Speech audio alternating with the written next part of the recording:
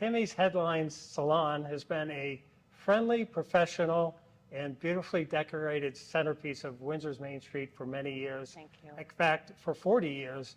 And today, I'm pleased to have as my guest the owner and master stylist at Tami's Headline, Tami Weeks. And in addition to her role here at the salon, Tami's been a long time, very active member of the community, and I'm looking forward to this wonderful conversation with you. Thank you. I am too. And thank you for having us at your salon. So I can welcome you to the show, but you've welcomed us for this. And by the way, this is Community Conversations, and I'm your host, John Tansey. So Tami, why don't we start at the beginning? You know, we do want to talk about your business here and the impact you've had as a business person, but it all probably goes back to your upbringing and your time in the area in West Windsor and Windsor. So where did you grow up, go to school, those types of things, and then we can talk about how you became interested in being a stylist. Well, I was actually born in Hartford, Connecticut. My parents, my family, their roots are very, very deep here, but that's where I was born. Mm-hmm. And I came back to this area when I was like 5 years old. So I went to Albert Bridge School, Windsor High School, and went to hairdressing school in Claremont. Mm-hmm. So what made you decide to, well, maybe back up a little bit. So you have deep roots in West Windsor? Absolutely. And so what about the community, if you were to describe it and your ties to the community, what are some things that stand out? And then also the connections to Windsor. Well, when I think about community, I think about people. And honestly, for as long as I can remember, I've always wanted to have a salon, mm-hmm. be a hairdresser, and community is people. And I feel like this is a great way to interact with your community and make people feel good. Mm-hmm. And honestly, I never really thought about any other place except for Windsor, Vermont, because I feel comfortable here. This is my home. Great. So when you graduated from high school, you already knew? Oh, yes. I knew that I wanted to do hair when I was 4th grade. Wow. Wow. And then in junior high, I decided I wanted to also have a business. Both of my parents are entrepreneurs, and so it just felt like a very natural thing to do. That's great. And so 40 years ago this year is? Yep, next month. Next month. That's October amazing. 9th. Have you been in this building the whole time? I have been in this building for 33 years. I actually rented where Bob's Barbershop is now. I was there for 7 years, 1985. Mm. And at that time, I was doing hair in Ludlow. And my father found that this place became available for rent. And in 1985, if you didn't put a deposit down really quickly, you could lose it. So he came over to Ludlow, and at that time we didn't have cell phones, and he brought me for pizza, and he said, I have secured the spot for you, because he knew that I wanted to have my own business, and he said, are you ready? And I thought, well, if my father thinks I'm ready, I'm ready. Yeah, that's great. And you've mentioned both your parents are entrepreneurs. And yes. So how did they, I mean, that must have been a huge plus for you. Well, my father just retired at the age of 81. He had his land surveying business, Farnsworth Surveys, and he had his business, I think, for like 50 years. So, and my mother had a store right across the street at Gloria's Place. You might remember. That's right, yeah. Yes. Main Street's changed a little bit over the years, huh? But yes. You've been a constant here. Yes. So I've been in this location 33 years. Barbara Reardon owned it prior to me, and that was Deer Tan Leather. Okay, yes, I vaguely remember that. Yeah. And she actually said to me, I think you should buy this building. I know that you're going to be in Windsor for a lot of years, and you should have your own real estate. Mm-hmm. So she planted the seed, and I didn't jump on that, but maybe about a year later, I reached out to her, and she made it happen for me. And I was dating a carpenter, so he said, if you buy the building, I'll renovate it. Yeah. And he's done a great job. Yeah, well, the place is always, fabulous in terms of its appearance from the street. I don't come in here as often, but it's just beautiful. And so how did you grow your business? Because very organically. It started with just myself, and I was, I think it was like 6 months. And then I hired somebody, and then I just very slowly grew my business through the years. And now there's a staff of, there's 8 of us. Wow. and I like it small, and it feels very family-like. That's the size of my office. I don't know, it's small, but it's enough. I think Yeah, there's a lot of moving yeah. parts there. But the way that I grew my business was also from a lot of help from a lot of different people. We need people and we can't do it alone. And I just have been really blessed with amazing mentors, teachers, friends, family. I just have had a lot of support all around me. And I feel like it's never really been hard to do. What are some of the other ways you mentioned? You mentioned your parents, but some other ways you've benefited from mentors?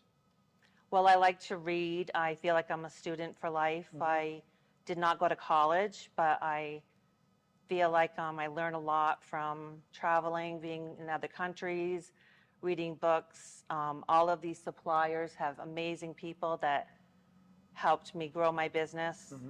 And actually, about a year ago, I actually enrolled online in a business class. Wow.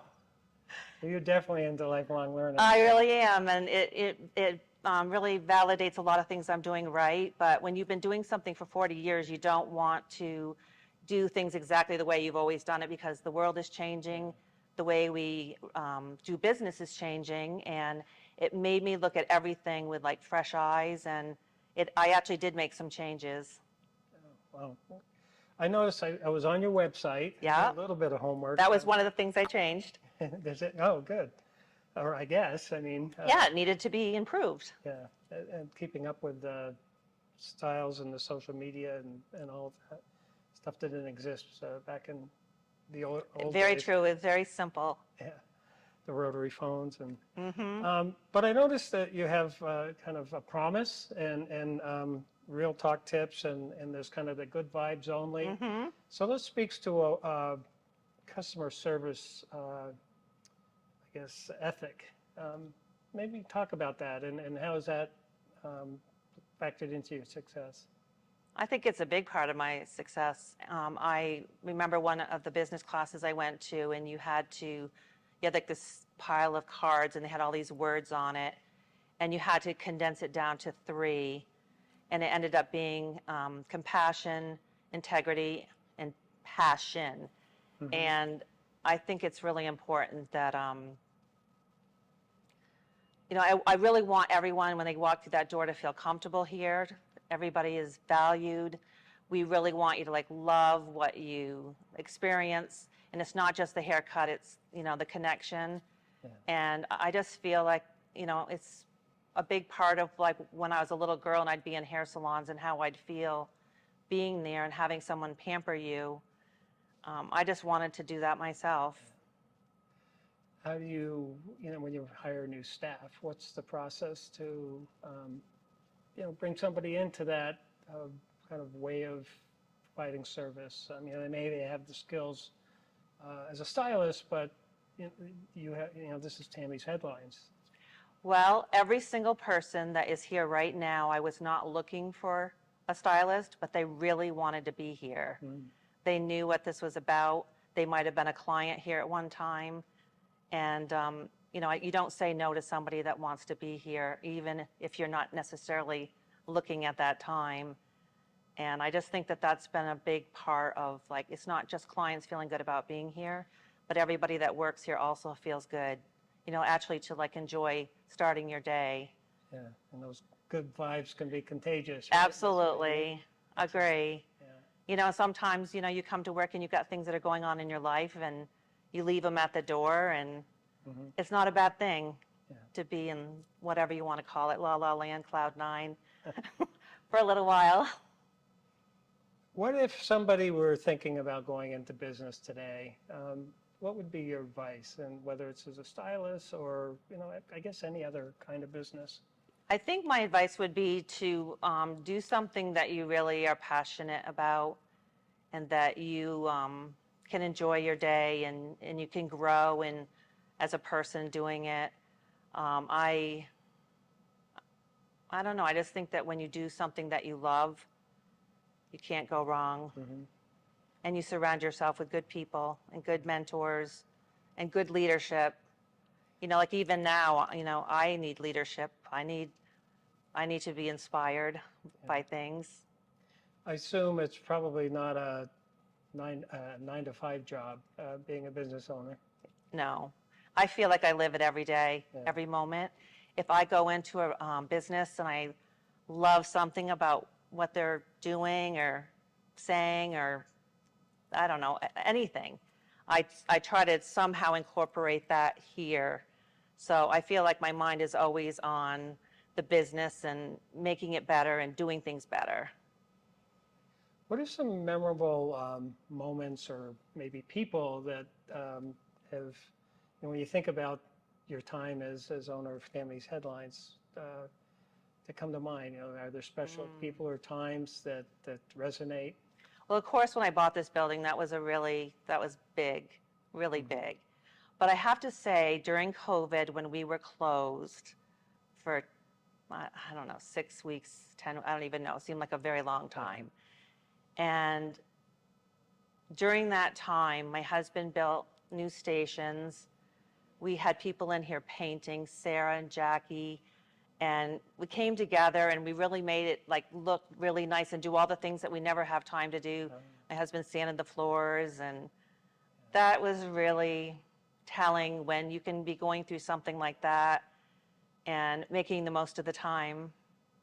Yeah, I was wondering about that, and I'm glad you brought up COVID because it's such a challenging time, especially in a business like yours where you're in close contact with Right. people. And what about your, I guess, clients, customers, your guests?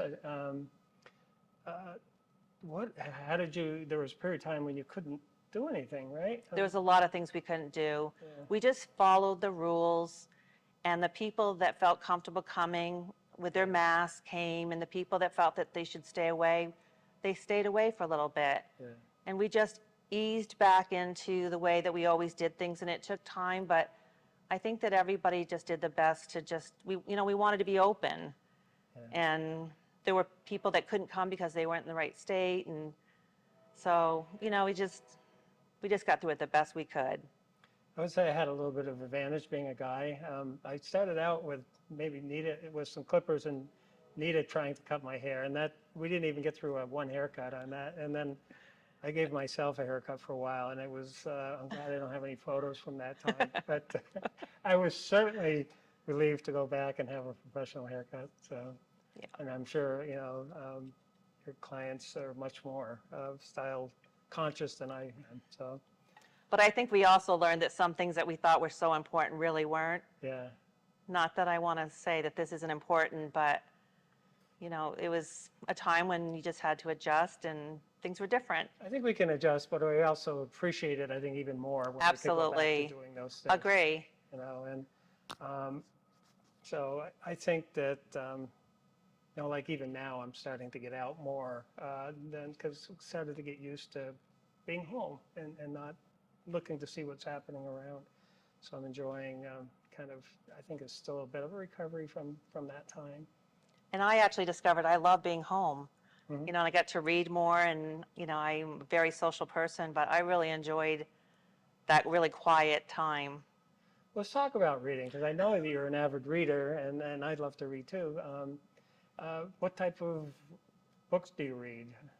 I love everything. I love fiction. I love nonfiction. I'm all over the place. I'm usually reading a fiction and then lots of nonfiction. With nonfiction, I like to maybe pick up a little bit here and there. And Yeah. So what's something you've read recently that really stands out? okay, last night I finished Covenant of Water. It's like that thick, and it's hardcover, and I finally finished it. And he's the author also of Cutting for Stone. Okay. A really good book that I really enjoyed. As far as nonfiction, I'm reading Everything is Figureoutable. Her name is Marie Forleo, and she's the one that inspired me to start the business class. It's called B School, and it's really for any industry. It doesn't have to be hairdressing. And the other book I'm reading that I'm almost always reading is called The Four Agreements. I don't know if you've ever heard of it. Oh, I haven't. It's a book that if you're feeling any kind of negative feelings in your life, if you apply these 4 agreements, you will just feel better. And I just can't get enough of it and highly recommend it. I think I got a recommendation from you a few years ago. There were small books about life, about death. I can't remember the author. Was it poems? Poems, yeah. Donna Ashworth, maybe? Yes, it was, yeah. Yeah, she's really I great. picked up a couple of those. And, yeah, Excellent. I ran at them from time to time. Yeah, I just can't get enough of books. Love them. You also mentioned that travel inspires you. What do you look for in travel? And I'm really open to going almost any place. A lot of times it's with a girlfriend or I have some family. My husband's not really big on traveling. He likes to stay here in Vermont. We have a place up in Isle of Mont. And yeah, so a lot of times it's like I'm open to like suggestions. Like I just went on a trip to Greece and we did some island hopping with one friend who was actually Greek and two other friends. And I actually love it when someone else plans it because it's amazing the things that people come up with, and it's a different experience with different people. But I guess what I'm looking for is always I'm curious, I like to learn, and I feel like I almost get value from almost anywhere I travel. do you, going back to reading a little bit, you mentioned you travel with others. Do you have you done a reading group or anything like that? No, but I do like to read when I'm traveling, so it's nice when you go with a group of friends so you don't feel so like you're ignoring them. But no, I never have. I do, is it Goodreads online sometimes? I just like to see what other people think about books. Yeah. But I really haven't had the time. I think like I can see myself later in life being in some sort of book club and talking to people about books. Yes. I look at the statistics that not a lot of people, not as many people read as they used to. And, I think that, you talk about lifelong learning, and even if it's nonfiction, there's a lot that one can learn from just the thought process of somebody else, and certainly, of course, from, not from fiction, but also from nonfiction. Right. I think it's always, and what I tell people is to read what you find enjoyable. It really doesn't matter. It doesn't. And you can travel through books. The way they describe things, you feel like you were actually there. Yeah, the other thing is I'm thinking of something and I can't really put a finger on it, and then they'll read something and say, oh, and somebody describes it. Yeah, that's what I was thinking. Yes, and it opens your world to different ways of thinking too. Absolutely. So let's circle back to community. I know Tami's headlines, your business in town, you're probably, I think if I looked at the Boosters Club or any of those organizations, they've probably come and knocked on your door. And Absolutely. There are other ways that as a business, but you as a person probably support and interact with community. Absolutely. What are some ways? I would say the way that beyond even like advertising and giving donations and things like that, the thing that I'm probably the most proud of is the Windsor County Mentors, which used to be Windsor County Partners. They actually I make it available to have like unlimited free haircuts for any of the kids that are, part of that. And that makes me feel really good to give back to the community in that way.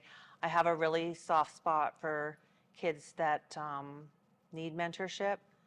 And I feel a lot, we don't even know sometimes when they're coming in that it's them, because we just give them a certificate. We don't we treat everybody special. So, when they come in, we don't always know it's them, but I love knowing that it's happening. I know that my children, when they came here, or probably my daughter, not Lester or Shane probably didn't come in, but this was like the big thing, was for the prom or anything like that. Yes. Trying to think, going back to community, what are some other aspects of community that resonate with you? Well, I think about like the sports, and my sister decorates my windows for me. And I just love it when, like we win championships, and as silly as it sounds, like even just decorating the windows, and, like community, when I think about it, it's people and connection. And I like to be able to connect with not just people that come into the salon, but I love people even if they don't visit Tammy's headlines. You know, I really care about our community, and I want to cheer for things that need to be cheered for. I read a book recently, speaking of books, called Palaces for the People. Okay? And it's about, I think it's a play off from an earlier book, Bowling Alone, that talks about kind of the decline of social capital, or how people don't interact as much, and especially don't interact as much in communities across difference. And so Robert Putnam wrote that earlier book, Bowling Alone, but the more recent one is Palaces for the People, and it's really about, you need places in communities where people can come and interact. And I would think that a salon like yours is one of those places, a library, Yes. churches, used to be bowling leagues, which like Bowling Alone. But do you get a sense that, of community from the people that come here and keep you updated on their lives and Yes, vice versa? yes, and I see a lot of people interacting with each other here. They haven't seen each other in a while. And someone that comes in and maybe they live alone and they haven't seen anybody that week, to come in. And I love seeing when they get their hair done and they come in here and they still stay, because they're talking to somebody. So absolutely. Yeah, I think that, and one of the things, maybe there's a lot of polarization in society, and people don't really have more difficulty interacting across different points of view, but a lot of it is just needing proximity, that you build respect that way. So anything that can bring people together, like coming together in the salon, it doesn't matter kind of where they are politically or anything like that, they're just home here. Right. And I think that helps. I think we just need more of that I agree. to kind of lessen the divide and division that we see. Agree. And I love hearing when a client says that this feels like a haven to them, because we need that in our life more than ever. A place to feel safe and just seen and respected. And Well, we've both grown up in this area and raised families in this area. What do you think? Is this a good place still to do that? I love Windsor. I loved being here. I think that it's a really great community of people. I don't have anything negative to say at all. I find myself more now, as I drive around town, kind of imagining people that I knew in the past, like walking up the street, or a business that was different that was there, maybe I'm just getting old.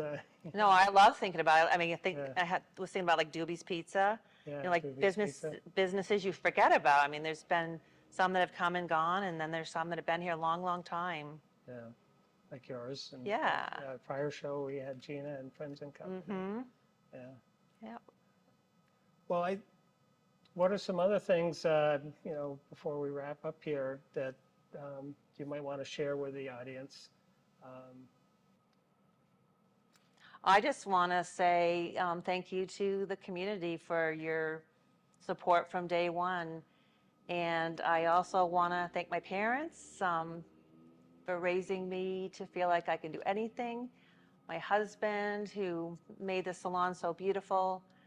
My family, my friends that paid to get their hair done, which is nice. On a final note, I just want to thank my mother. Recently had a terrible fall, and she's been getting a lot of really nice well wishes. And I just want to thank those of you that have reached out to her and made her some baked goods and meals. I appreciate it very much, and thank you very much for being here, John. Well, thank you for spending time with me and then welcoming us into your salon. And it's always a pleasure to talk to you. And You as well. We look forward to doing our thing to make Windsor a strong community.